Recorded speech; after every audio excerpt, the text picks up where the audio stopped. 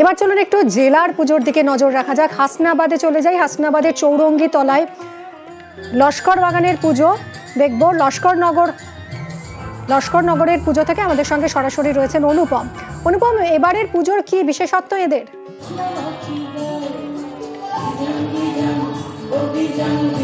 দেখো, এই মুহূর্তে আমি যেখানে দাঁড়িয়েছি হাসনাবাদের লস্করনগর চৌরঙ্গি মোড় ব্যবসায়ী সমিতি, তাদের পুজোর এবার তাদের 29তম বর্ষে। এবার তাদের যেটা থিম সেটা হচ্ছে বেনু বনে শ্যামা।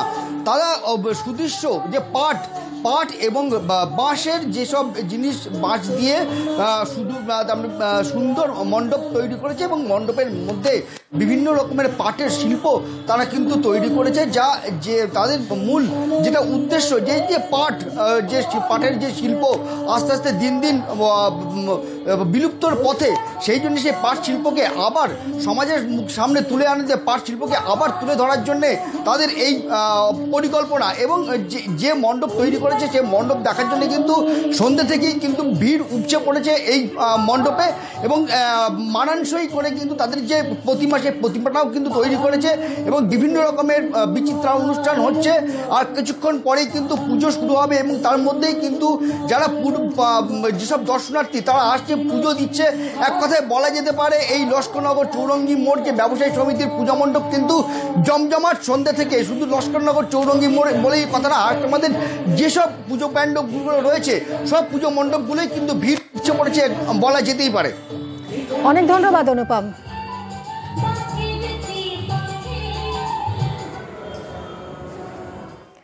আর এবার বীরভূমের কঙ্কালীতলায় যাব। কঙ্কালীতলায় কালী পুজো। কালী পুজোর দিন কোপাই নদীতে আরতি হয়।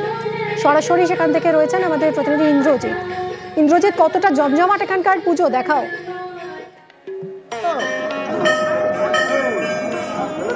দেখো, একদমই এখনো পর্যন্ত রাত কিন্তু 9টা পেরিয়ে গেছে, তারপরেও কিন্তু জমজমাট রয়েছে কঙ্কালীতলা। কিন্তু যত রাত বাড়বে কিন্তু আস্তে আস্তে মানুষজনের ভিড় সংখ্যা কমে যাবে। কিন্তু তার আগেও কিন্তু এখনও পর্যন্ত লম্বা লাইন রয়েছে মন্দির চত্বর জুড়ে। এবং সর্বোপরি যেটা বলে রাখবো, যেটা দিয়ে তুমি শুরু করেছিলে মিমি, যে মন্দিরের পাশ দিয়ে বয়ে গেছে কোপাই নদী। সেই কোপাই নদীকে কিন্তু গঙ্গা রূপে পুজো করা হয়। প্রত্যেক দিনই সেটা করা হয় এবং প্রত্যেক দিনই সন্ধ্যে 6টায় সময় আরতি হয়। আজকেও তার কিন্তু অন্যতা হয়নি, শুধুমাত্র আজকে সময়টা বেড়ে গেছিলো। অর্থাৎ যেখানে 8 ঘন্টা করা হয়, এখানে কিন্তু আজকে কালী পুজো বলে, বিশেষ করে কালী পুজো বলে কিন্তু 1 ঘন্টা ধরে করা হয়েছে। আর বিশেষ যে হোম, সেই হোমের কাজকর্ম কিন্তু ইতিমধ্যেই চলছে। রাত্রে 10টার পরে সেই হোমে বসবেন এবং মা কঙ্কালীকে কিন্তু শ্যামা রূপে পুজো করা হবে। তার আগে যে সমস্ত পর্যটকেরা বা ভক্তরা আসছে, তারা কিন্তু মন্দিরে যে গর্ভগৃহ, সেই গর্ভগৃহের মধ্যে ঢুকে পুজো দিচ্ছে। এখনও পর্যন্ত লম্বা লাইন রয়েছে, যদিও যত রাত পাচ্ছে তত কিন্তু আস্তে আস্তে মন্দিরের লোকজনের সংখ্যা কমে যাচ্ছে। তারপরই, অর্থাৎ লোক যতটা কমবে তারপরেই কিন্তু মায়ের মন্দিরে ভোগ আরতির পরেই কিন্তু শুরু হবে বিশেষ পুজো এবং হোমযজ্ঞ। তারপরেই কিন্তু মা কঙ্কালীকে শ্যামা রূপে পুজো করা হবে। মিমি, এই মুহূর্তে যারা যারা এসেছেন তাদের সঙ্গে কি কথা বলা সম্ভব?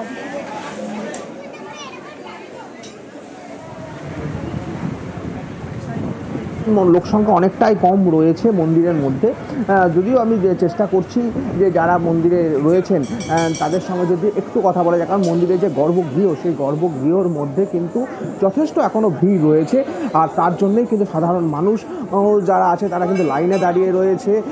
এবং ভেতরে ঢোকার একটু আমি চেষ্টা করব, যে মন্দিরের যে গর্ভগৃহ, সেই গর্ভগৃহের মধ্যে যদি যারা পুজো দিচ্ছেন তারা কোথা থেকে আসছেন বা কী করছেন, পুরো জিনিসটি যদি তাদের মুখ থেকে শোনা যায় তারা কোথা থেকে আসছেন, একটু আমি দেখানোর চেষ্টা করব। মন্দিরের যে গর্ভগৃহ, সেই গর্ভগৃহর মধ্যে এখনও পর্যন্ত কতটা পরিমাণে ভিড় রয়েছে বা যারা এসেছেন ভক্তরা তারা কীভাবে পুজো দিচ্ছেন, আমি একটু কথা বলে নেওয়ার চেষ্টা করব।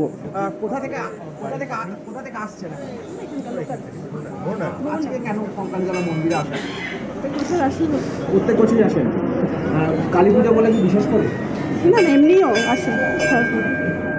একদমই যেটা শুনতে পেলে, যে তারা কিন্তু প্রত্যেক বছরই আসে, বিশেষ করে কিন্তু কালী পুজো, সেই কালী পুজোর দিন বলেই কিন্তু তাদের আসা, এমনটাই কিন্তু তারা জানাচ্ছে। অনেক ধন্যবাদ।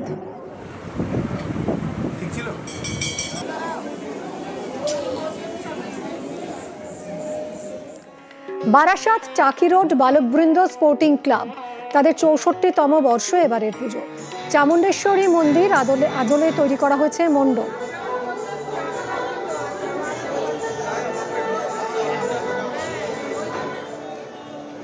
হবে রাত্রি তখন খুলবেন। সরাসরি জিয়াউল রয়েছে আমাদের সঙ্গে। জিয়াউল, মূল পুজো কখন শুরু হবে, এখন কি হচ্ছে, কি আবহ আমাদের জানাও।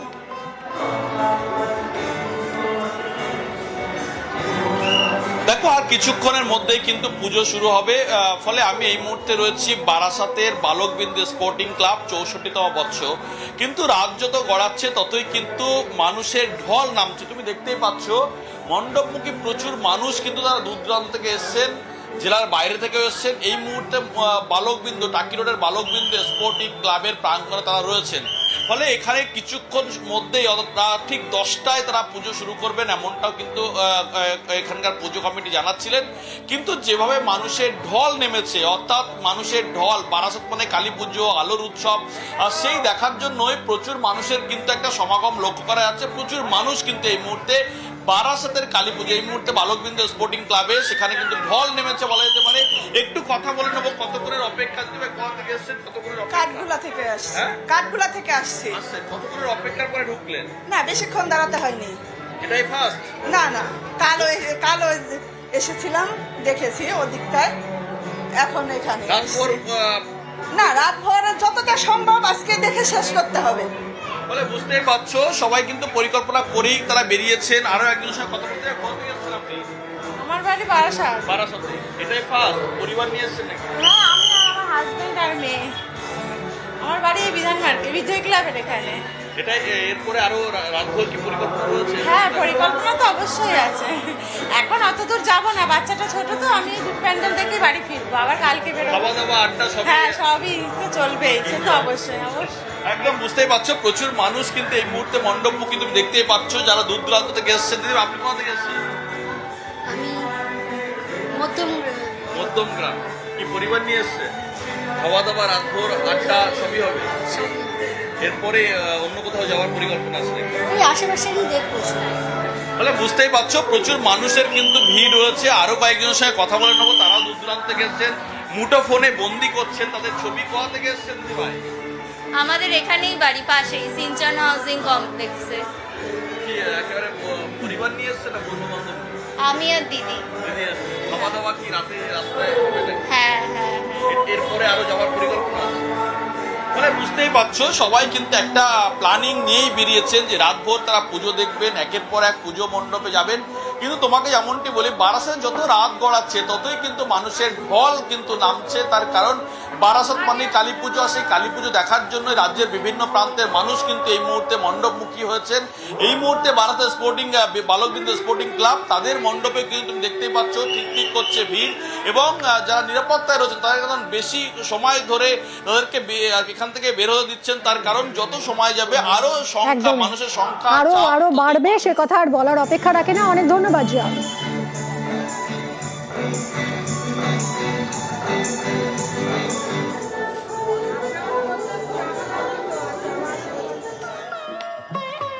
পূর্ব বর্ধমানের আউশগ্রাম, এখানে কালী পুজো শুরু করেছিল ডাকাতরা। তাই ধানকোড়া গ্রামে পুজোর সময় চলে লাঠি খেলা। আরো একটা ইন্টারেস্টিং পয়েন্ট কি জানেন, পাণ্ডুগ্রামে চুরির জিনিস দিয়ে পুজো করা হয়।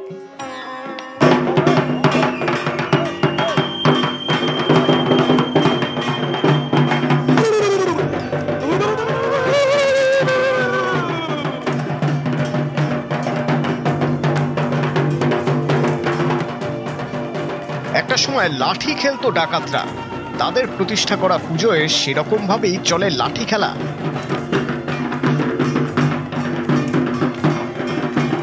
পূর্ব বর্ধমানের আউশগ্রামের ধনকোড়া এলাকা একসময় ছিল ঘন জঙ্গলে ঘেরা। গা ঘেঁষে বয়ে গিয়েছে কুনুর নদী। এই নদীর পাশেই শ্মশান। আগে এই শ্মশানে কালী পুজো করতো ডাকাতরা, তারপর ডাকাতি করতে যেত। সময় গড়িয়েছে, জঙ্গল কেটে বসতি হয়েছে। এখন পুজো করে ভট্টাচার্য পরিবার। প্রায় 350 বছরের কালী পুজোয় রয়েছে ডাকাত দলের গল্প। অনেক বছর ধরে চলছে। এখন এটা একটা আনন্দের বিষয় হয়ে দাঁড়িয়েছে, কিন্তু একটা ঐতিহ্যকে যে ধরে রাখার বিষয় সেটাও আছে। তো দুটো একসাথে মেলবন্ধন একটা বলতে পারেন। খেলাটা, সবাই একসাথে মিলে এনজয় করাটা। আমরা ছোট থেকে জন্মের পর থেকে গ্রামের বাড়িতে এসে প্রত্যেক বছর পুজো এনজয় করে থাকি। প্রত্যেক বছর দীপান্বিতা অমাবস্যা আমাদের পুজো পালন করা হয়। মা কালী আছে জাগ্রত, তার নিচে বলা হয় নাকি পঞ্চমুণ্ডির আসন আছে। আমরা ছোট থেকে এনজয় করে থাকি।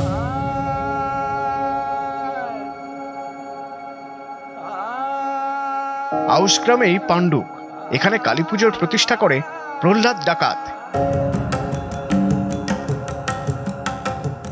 জনশ্রুতি, একদিন কান্দির একটি মন্দিরে ডাকাতি করতে যায় প্রহ্লাদ ডাকাত।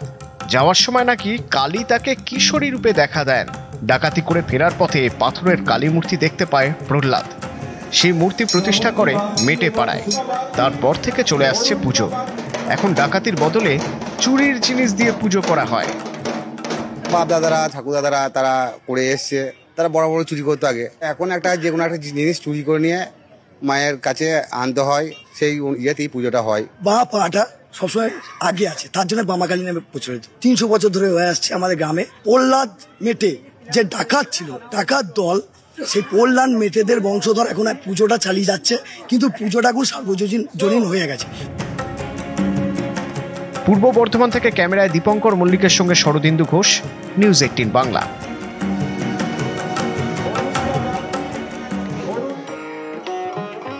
খ্যাপা সাধকের পুজো, নাম খ্যাপাকালী। এই পুজো ঘিরে কাটোয়া জমজমাট। কাটোয়ারি পাবনা কলোনি এবং আউশ গ্রামের পুজোয় ডাকাত দলের গল্প।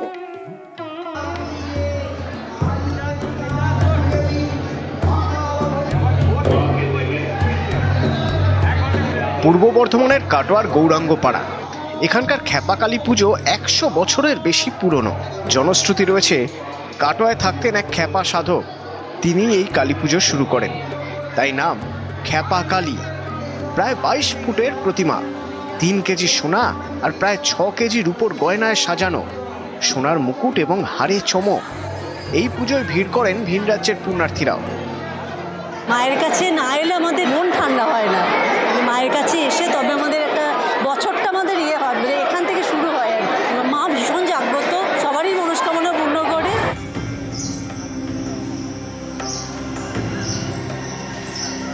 পূর্ব বর্ধমানের আউশ গ্রামের আদুরিয়া, এখানকার শালকো কালী পুজোয় ডাকাতদের ইতিহাস। জনশ্রুতি রয়েছে, একটা সময় এখানকার জঙ্গলে ছিল রঘু ডাকাত, ভৈরব ডাকাতদের ডেরা। কালীকে পুজো করে ডাকাতি করতে যেত, কালী পুজো করে ডাকাতি করতে যেত তারা। শাল গাছের মাঝে পুজোর আয়োজন, তাই নাম শালকো। এখন মণ্ডপ সাজানো হয় শাল পাতা দিয়ে। আমাদের এই গোপভূমের যে সমস্ত কালীগুলো রয়েছে তাদের অনেকগুলো রূপ। কালীর প্রকারভেদ দেখি, কালের অধিষ্ঠাত্রী দেবী কালী, তো কালীর 8টা ভাগ। সেই 8টা কালীর মধ্যে এটা হচ্ছে শ্মশান কালী, কারণ এর মায়ের গায়ের রং হচ্ছে কালো, মায়ের হাতে নরমুণ্ড আছে এবং একদিনই মূর্তি তৈরি হয় এবং শালপাতা জঙ্গলে আনা হয়। রাত 2টোর পর ঘট আসে, মানে 12টার পর ঘট আসে। এগুলো সবই কিন্তু ডাকাতি কালী সিরিজ এবং শ্মশান কালীর ক্ষেত্রে যায়। কাটোয়া পুরসভা এলাকার পাবনা কলোনি, এখানে নিম গাছকে কালী রূপে পুজো করা হয়। একসময় ঝোপের মধ্যে পুজো হতো, তাই নাম ঝুপো মা। প্রায় 250 বছর আগে এই এলাকা ছিল ঝোপ জঙ্গলে ভরা। এখানেই একটি নিম গাছের নিচে কালী পুজো করত ডাকাতরা, তারপর ডাকাতি করতে যেত। পরে ঝোপ জঙ্গল কেটে বসতি গড়ে ওঠে, তখনই নিম গাছের নিচে পাথরের মূর্তি পাওয়া যায়। পরে সেই মূর্তি উধাও হয়ে যায়, তখন থেকে নিম গাছকে কালী রূপে পুজো করা হয়। তখনকার দিনে ইংরেজদের ভয়ে কোনো মন্দির স্থাপন তারা করতে পারেননি। আস্তে আস্তে ঘনবসতি বেড়েছে, লোকজন বেড়েছে, আস্তে আস্তে মন্দির তৈরি হয়েছে, মায়ের কাছে ভক্তবৃন্দরা এসছে, তাদের মনোবাসনা পূর্ণ হয়েছে। মানে গাছই এখানে দেবতা। নিউজ 18 বাংলা।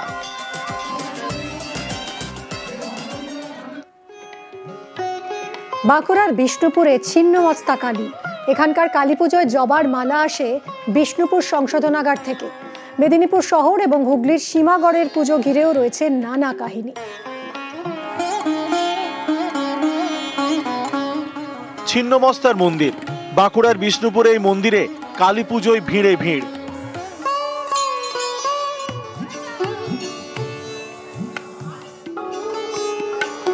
বিষ্ণুপুরে মণিবাবার আশ্রম, এখানে একটা সময় রোজ যাতায়াত ছিল কৃষ্ণচরণ গুঁয়ের।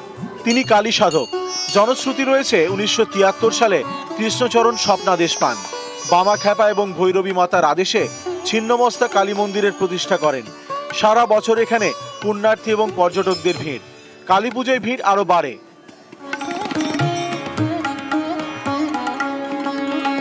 বিষ্ণুপুর সংশোধনাগার থেকে আসে পুজোর জন্য জবার মালা।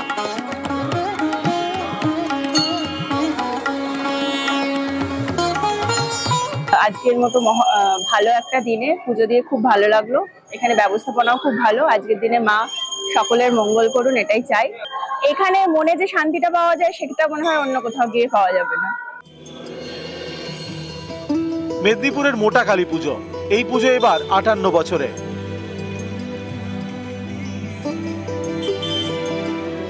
মেদিনীপুর শহরে ভাতৃসংঘ ক্লাব।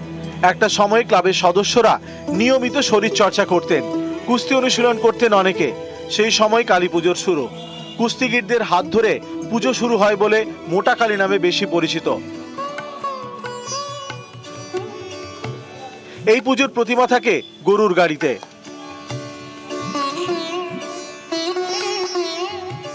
কাকুরা জেঠুরা ব্যায়াম করতো, নিজেরাই উদ্যোগ নিয়ে বললো যে আমরা যখন কুস্তি করছি, আগড়া করছি, তো আমাদের চেহারার মতোই তারা একটু দেহসষ্টভ করতো এবং তাদের চেহারা যথেষ্ট ভালো ছিল। তো তারাই তখন তাদের মস্তিষ্ক প্রসূত যে আমাদের যখন চেহারা এত বড় ছোট, তাহলে আমরা ঠাকুরকেও একটু বড় আকার রূপ দেব। তো তাদেরই চিন্তাধারা থেকে আজকের এই মোটা কালী বলুন বা বড় কালী। হুগলির পান্ডুয়া, এখানকার সিমলাগড়ে দক্ষিণা কালী পুজো 500 বছরের পুরনো। প্রতিদিন চলে নিত্য সেবা। কালী পুজোয় বিশেষ আয়োজন, 108 রকমের ভোগ নিবেদন করা হয়। ভোগের মধ্যে থাকে মাছ।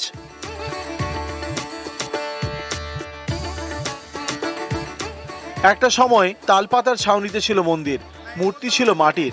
সময় বদলেছে, এখন মন্দিরও বড় হয়েছে। পাকা মন্দিরে পাথরের মূর্তি। এদিনের পুজো ঘিরে মন্দিরে ভিড়ে ভিড়। এই মায়ের মন্দির তখন মাটির ইয়ে ছিল, মন্দির ছিল। 1100 বছর আগেকার। তখন এমনি নরবলি হতো, হ্যাঁ, ডাকাতেরা এসে পুজো দিয়ে যেত, হ্যাঁ। আর তারপরে নরবলির পর, হ্যাঁ, তারপরে ফাটা বলি হচ্ছে। সারা বছরে যত মানে কাঁচা তরকারি হোক, যাই আছে, সব মায়ের ভোগের করতে হবে। যে লরিওয়ালারা বর্ধমান থেকে সীতাভোগ, মিহিদানা, শক্তিগড় থেকে ল্যাংচা এনে পুজো হতো, মাছের কালিয়া হয়। নিউজ 18 বাংলা।